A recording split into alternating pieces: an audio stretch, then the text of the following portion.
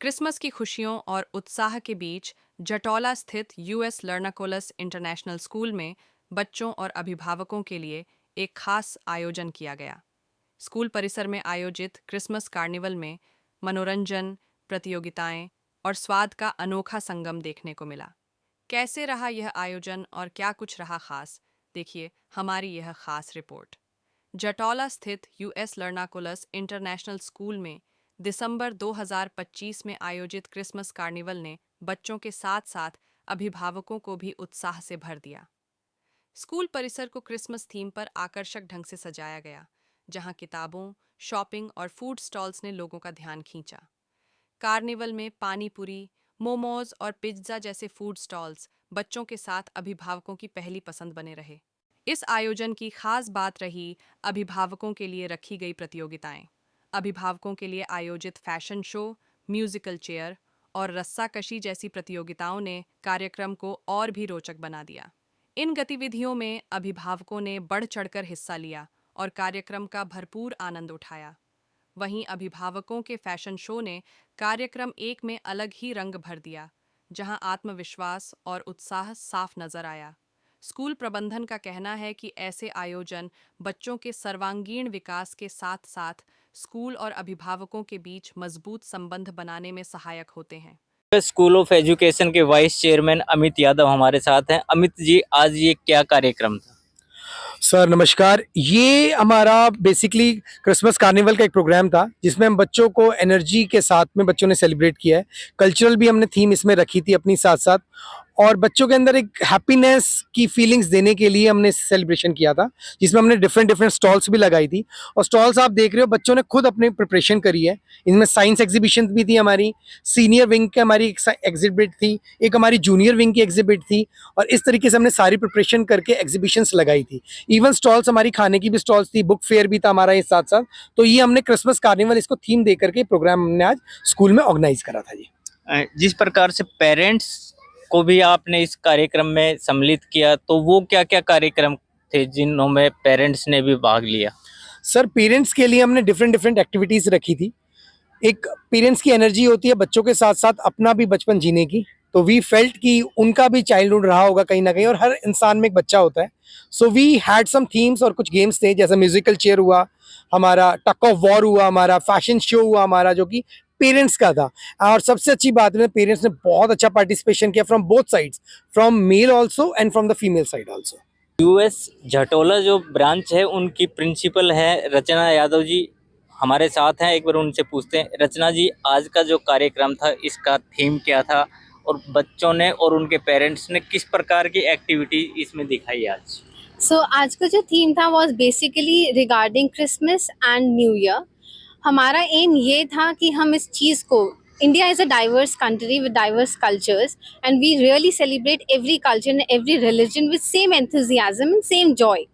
मेरा पर्पस यही था, यही मैसेज देने का था बच्चों में भी and parents also, to tell that we should celebrate every culture with same joy, same enthusiasm, not thinking that it is related to particular community, whereas it is related to every religion and every person, and the meaning of brotherhood and love.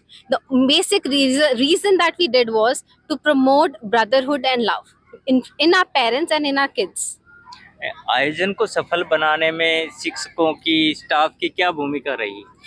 शिक्षकों की और मेरे staff की अहम भूमिका रही है। मेरे स्टाफ ने, my staff has been on their toes from last 15 days.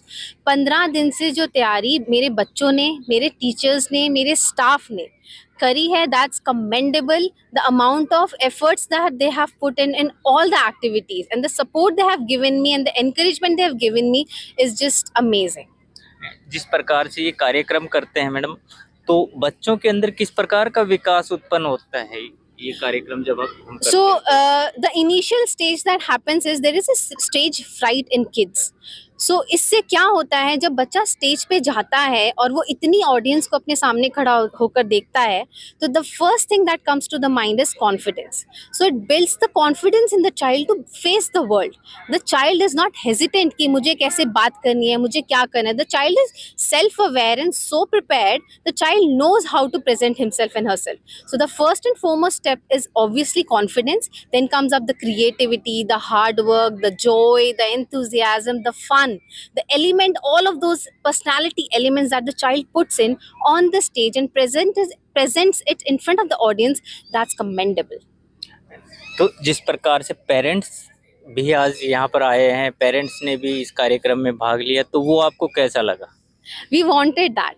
So that was the fun element. We had put it because we wanted the involvement of the parents. What happens is parents आते हैं audience की तरह देखकर चले जाते हैं.